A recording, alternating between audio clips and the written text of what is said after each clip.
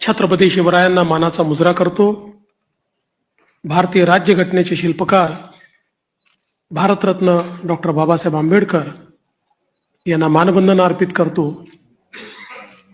आज आपली सगळी प्रक्रिया पार पाडण्याकरता या ठिकाणी उपस्थित झालेले गुजरातचे माजी मुख्यमंत्री आदरणीय रुपाणीजी, त्यांच्यासोबत आलेल्या भारताच्या वित्तमंत्री आदरणीय निर्मलाताई सीतारामनजी, आपले अध्यक्ष चंद्रशेखर बावनकुळेजी, माननीय विनोद तावडेजी, माननीय शिवप्रकाशजी, मंचावर उपस्थित असलेले सन्माननीय आशिष शेलारजी, प्रवीण दरेकरजी, या ठिकाणी आपल्या सहयोगी पक्षाचे जनसुराज्याचे विनय कोरेजी, त्याचप्रमाणे युवा स्वाभिमानचे रवी राणाजी, रासपचे रत्नाकर गुट्टेजी,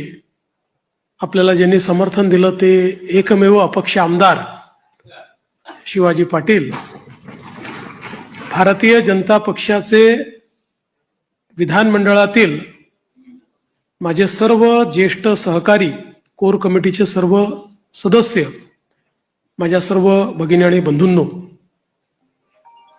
सर्वप्रथम आपल्या सर्वांचे मी आभार मानतो की आपण एकमताने या ठिकाणी विधिमंडळ गटाचा नेता म्हणून माझी निवड केली आणि ही निवड प्रक्रिया करण्याकरता या ठिकाणी आलेले माननीय रुपाणीजी आणि माननीय निर्मला सीतारामनजी यांचे देखील अतिशय मनापासून मी आभार मानतो। खरं म्हणजे आपल्या सर्वांना याची कल्पना आहे की यावेळची निवडणूक एक अतिशय ऐतिहासिक अशा प्रकारची निवडणूक राहिली आहे आणि या निवडणुकीचं विश्लेषण करायचं झालं तर मी असं म्हणेन की या निवडणुकीने एक गोष्ट आपल्यासमोर निश्चितपणे ठेवली आहे, ती म्हणजे एक है तो सेफ है आणि मोदी है तो मुमकिन है। मोदीजींच्या नेतृत्वामध्ये देशामध्ये विजयाची मालिका ही लोकसभेनंतर पुन्हा एकदा हरियाणापासून सुरू झाली आणि महाराष्ट्राने जे मॅन्डेट या ठिकाणी आपल्याला दिलेलं आहे, खरं म्हणजे महाराष्ट्राच्या जनतेला मी साष्टांग दंडवत घालतो, अशा प्रकारचं मॅन्डेट महाराष्ट्राच्या जनतेने आपल्याला दिलेलं आहे। विशेषतः या संपूर्ण प्रक्रियेमध्ये आपल्या सोबत पूर्णपणे तनमनाने या ठिकाणी असलेले महाराष्ट्राचे मुख्यमंत्री माननीय एकनाथराव शिंदेजी आणि महाराष्ट्राचे उपमुख्यमंत्री सन्माननीय अजितदादा पवारजी यांचे देखील मी अतिशय मनापासून आभार मानतो आणि तद्वतच आमचे आरपीआयचे नेते रामदास आठवलेजी आणि आमच्या सगळ्या मित्रपक्षांचे देखील मनापासून आभार मानतो। खरं म्हणजे अतिशय महत्वाचं अशा प्रकारचे वर्ष आहे। एकीकडे आपण सगळे लोक ज्या प्रक्रियेतनं निवडून येतो ती प्रक्रिया ज्या संविधानाने आपल्याला दिली, भारतरत्न डॉक्टर बाबासाहेब आंबेडकरांनी तयार केलेलं आमचे संविधान, या संविधानाची 75 वर्ष पूर्ण होत आहेत आणि म्हणून सर्वार्थानं एक अत्यंत महत्वाचं अशा प्रकारचे वर्ष आहे। कारण आपल्याला कल्पना आहे की देशाचे प्रधानमंत्री माननीय मोदीजी हे देखील नेहमी सांगतात की कुठल्याही ग्रंथापेक्षा, धर्मग्रंथापेक्षा माझ्याकरता भारताचं संविधान सगळ्यात महत्वाचं आहे आणि एक असं संविधान की ज्या संविधानाने प्रत्येक भारतीयाला जगण्याचा, मोठं होण्याचा, समृद्ध होण्याचा अधिकार दिला आणि भारताला जगातले एक उत्तम राष्ट्र म्हणून प्रस्थापित करण्याचं काम केलं. अशा या संविधानाच्या 75 वर्ष पूर्ण होणाऱ्या अमृत महोत्सवी वर्षात पुन्हा एकदा या ठिकाणी आपण सरकार स्थापन करतोय. दुसरं, आपल्या सर्वांना कल्पना आहे की ज्यांनी समस्त हिंदुस्थानामध्ये मोगली आक्रमणानंतर आमची श्रद्धास्थानं जी उद्ध्वस्त झाली होती त्या सर्व श्रद्धास्थानांचं पुनरुज्जीवन केलं. त्या राजमाता अहिल्यादेवी होळकर यांचंही 300व जयंती वर्ष हेच आहे. त्यामुळे मला असं वाटतं की ही देखील एक अत्यंत महत्वाची गोष्ट आहे. त्याचसोबत ज्यांनी इंग्रजांच्या विरुद्ध जल, जमीन आणि जंगल वाचवण्याचा लढा उभारला आणि खऱ्या अर्थानं इंग्रजांना सळो की पळो करून सोडलं, ते भगवान बिरसा मुंडा यांचीही 125वी जयंतीचं हे वर्ष या ठिकाणी आपण साजरं करतोय.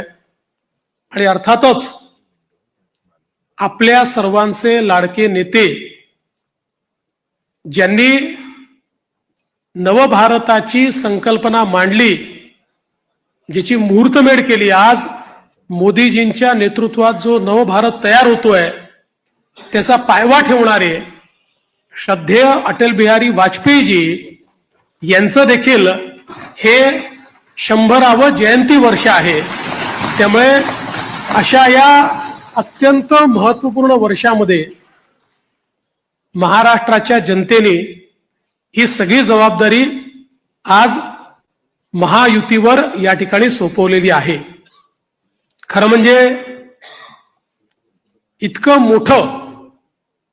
इतका मोठा जनादेश हा आपल्याला या ठिकाणी जनतेने दिलेला आहे की या जनादेशातून मी एवढंच म्हणेन की आनंद आहे, पण त्याहीपेक्षा जबाबदारी आपली वाढलेली आहे.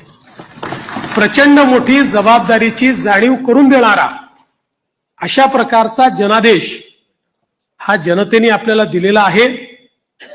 आणि विशेषतः आपल्या लाडक्या बहिणी असतील, आपले लाडके भाऊ असतील, आपले लाडके शेतकरी असतील, आपले लाडके युवा असतील, या सगळ्यांनी आणि समाजातल्या दलित, वंचित, ओबीसी, आदिवासी सगळ्यांनी जो जनादेश आपल्याला दिलेला आहे त्या जनादेशाचा सन्मान राखण्याचं काम हे आपल्याला करावं लागणार आहे.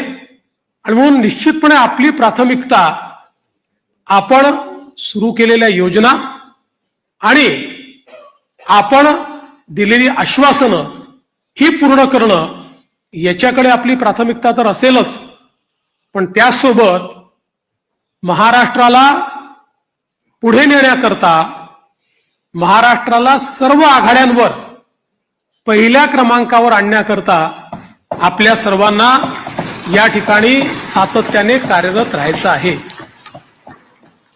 आपल्याला कल्पना आहे की 2019 साली देखील जनतेचा कौल आपल्याला मिळाला होता. दुर्दैवाने जनतेचा जो कौल होता तो हिसकावून घेण्यात आला आणि जनतेसोबत एक प्रकारे बेईमानी त्या काळामध्ये झाली. मी काही त्या इतिहासामध्ये जाऊ इच्छित नाही, एक नवीन सुरुवात आपण करतोय, पण या गोष्टीचा निश्चित उल्लेख करेन की सुरुवातीच्या 2.5 वर्षामध्ये ज्या प्रकारे वेगवेगळ्या पद्धतीनं आपल्याला त्रास देण्यात आला, आपल्या आमदारांना त्रास देण्यात आला, नेत्यांना त्रास देण्यात आला, अशाही परिस्थितीमध्ये मला या गोष्टीचा अभिमान आहे की 2.5 वर्षात एकही आमदार आपल्याला सोडून गेला नाही. सगळे आमदार, सगळे नेते संघर्ष करत होते आणि त्या संघर्षामुळेच 2022 साली पुन्हा आपलं सरकार तयार झालं आणि त्यातूनच आज पुन्हा एकदा पूर्ण बहुमत आपल्या महायुतीला, प्रचंड बहुमत हे महायुतीला मिळालं आणि आपल्या भारतीय जनता पक्षाला 132 आणि आपल्या मित्रांसोबत 137 जागा, एक प्रकारचा इतिहास या महाराष्ट्रामध्ये लिहिला गेला. हा इतिहास मला असं वाटतं की अभूतपूर्व अशा प्रकारचा आहे. या निमित्ताने देशाचे प्रधानमंत्री माननीय मोदीजींचे मी मनापासून आभार मानेन की माझ्यासारख्या बूथचा कार्यकर्ता म्हणून ज्याने काम चालू केलंय, वॉर्डाचा अध्यक्ष म्हणून काम चालू केलंय, अशा एका कार्यकर्त्याला या सर्वोच्च पदापर्यंत 3 वेळा माननीय मोदीजींनी या ठिकाणी बसवलं. अर्थात त्यातला एकदा 72 तासाकरताच होतो, पण तरी देखील टेक्निकली होतो. त्याच्यामुळे 3 वेळा मला महाराष्ट्राच्या मुख्यमंत्री पदावर बसण्याचा मान सन्मान त्यांनी दिला. हा पक्ष ज्या प्रकारे त्यांच्या नेतृत्वात मोठा झाला, त्यातूनच सामान्य कार्यकर्त्यांना वेगवेगळी त्या ठिकाणी पदं मिळाली, चांगली पदं मिळाली, आपल्याला काम करण्याची संधी मिळाली. म्हणून मी आदरणीय मोदीजींचं मनापासून या ठिकाणी त्यांचे आभार मानतो. पक्षाचे राष्ट्रीय अध्यक्ष आदरणीय जे.पी. नड्डा साहेब यांचं देखील अतिशय मनापासून आभार मानतो. आणि त्याचसोबत ज्यांनी या संपूर्ण निवडणुकीमध्ये अतिशय ताकदीनं महाराष्ट्रामध्ये आपल्यासोबत तळ ठोकून कार्यकर्त्यांमध्ये ऊर्जा निर्माण केली आणि या निवडणुकीत अत्यंत ताकद आपल्या सर्वांना दिली, ते देशाचे गृहमंत्री माननीय अमितभाई शहा यांचे देखील आभार मानतो. आणि भारतीय जनता पक्षाचं जे शीर्षस्थ नेतृत्व आहे, त्या सगळ्या नेत्यांचे या ठिकाणी अतिशय मनापासून मी आभार मानतो. आणि विशेषतः वेगवेगळे राज्यातल्या ज्या कार्यकर्त्यांनी, नेत्यांनी आपल्याला मदत केली, त्यांचे देखील मी अतिशय मनापासून आभार मानतो. महाराष्ट्रातली सगळी टीम तर आपले प्रदेशाध्यक्ष बावनकुळेजी यांच्या नेतृत्वात महाराष्ट्र भाजप हा पूर्ण ताकदीने या ठिकाणी मैदानामध्ये होता आणि त्यामुळेच हा विजय आपल्याला या ठिकाणी मिळालेला आहे.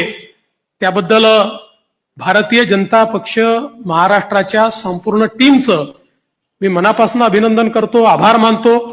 आणि अर्थातच तुम्ही सगळे लोक आहात म्हणून मी इथे आहे. तुम्ही नसतात तर मी इथे नसतो. त्याच्यामुळे तुमचे सगळ्यांचे मनपूर्वक आभार मानत असताना पुढची वाट ही आपल्याला अपेक्षा पूर्ण करण्याकरता संघर्षाची आहे. आपल्याला अपेक्षा पूर्ण करायच्या आहेत. त्यामुळे आपल्याला सगळ्यांना आपलं महायुतीचं सरकार आहे, या सरकारमध्ये एक दिलाने आपल्या सगळ्या मित्रांना सोबत घेऊन आणि प्रसंगी जेव्हा इतकं मोठं मॅन्डेट असतं त्यावेळी सगळ्या गोष्टी सगळ्यांच्या मनाच्या आपल्याला पूर्ण करता येत नाहीत. पण आपण एक लार्जर, एक मोठा अशा प्रकारचा विचार घेऊन, एक लार्जर गोल घेऊन आपण राजकारणामध्ये आलेलो आहोत. केवळ पदांकरता, केवळ आपल्याला कोणीतरी मोठं करावं याकरता आपण राजकारणात आलेले नाही आहोत. त्यामुळे मला या गोष्टीची पूर्ण अपेक्षा आहे की येत्या काळामध्ये 4 गोष्टी आपल्या मनाप्रमाणे होतील, तर 4 गोष्टी मनाविरुद्ध देखील होतील.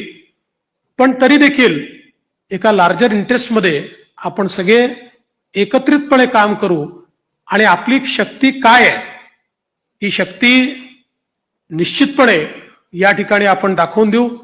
आज या निमित्ताने पुन्हा एकदा आपल्या सगळ्यांचे आभार मानत असताना महाराष्ट्रातल्या दीन, दलित, गोर, गरीब, आदिवासी, शेतकरी, शेतमजूर, महिला, ओबीसी, अल्पसंख्याक सगळ्या समाजाला या ठिकाणी मी आश्वस्त करू इच्छितो की महाराष्ट्राच्या सर्वांगीण उन्नतीकरता, महाराष्ट्राच्या प्रगतीकरता 24 तास आमचं सरकार काम करेल आणि महाराष्ट्रातल्या सामान्य माणसाच्या आशा, आकांक्षा, अपेक्षा या निश्चितपणे पूर्ण करण्याचं काम आम्ही करू.